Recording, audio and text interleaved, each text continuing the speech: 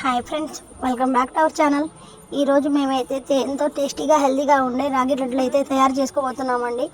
చాలా హెల్తీగా ఉంటాయి. పిల్లలకి కొంచెం కష్టపడి మనము చేసి పెడితే వాళ్ళు చాలా స్ట్రాంగ్గా ఉంటారు. పిల్లలు స్ట్రాంగ్ అవుతారు. ఐరన్ పుష్కలంగా ఉంటుంది దాంట్లో. అందుకని ముందుగా కడాయి పెట్టి డ్రై ఫ్రూట్స్ అయితే వేయించుకున్నాను. తర్వాత రాగి పిండిలో వాటర్ వేసి కలుపుకొని చపాతీలాగా కాల్చుకున్నాను రెండు వైపులా పెనం పైన. తర్వాత చల్లార్చుకొని చిన్న చిన్న ముక్కలుగా పీసుల కింద మనం మిక్సీలో వేసుకోవాలా. దాంట్లో తురిమిన బెల్లం కూడా వేసుకోవాలా. 2 యాలకులు కూడా వేస్తున్నాను. మెత్తగా మిక్సీ పట్టుకుందాము.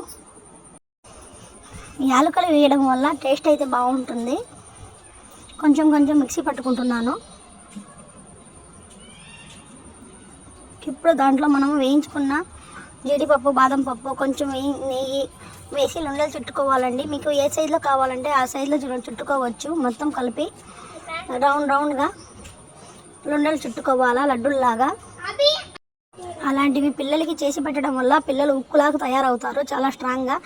స్కూల్స్ రీఓపెన్ అయితే బ్యాగులు మొయ్యాలి కదండి, చాలా బరువుగా ఉంటాయి. అందుకని ఐరన్ పుష్కలంగా ఉండే ఈ రాగి లడ్డులని ఇంట్లో ఈజీగా తయారు చేసి పెట్టండి.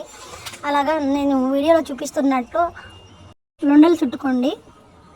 అంతేనండి, చాలా టేస్టీ లడ్లు అయితే రెడీ అయిపోతాయి.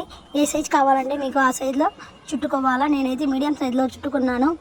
మా వీడియో మీకు నచ్చినట్లయితే లైక్ చేయండి, షేర్ చేయండి, సబ్స్క్రైబ్ కూడా చేయండి ఫ్రెండ్స్. బెల్ ఐకాన్ని క్లిక్ చేయడం మర్చిపోకండి. Thanks for watching. Bye bye.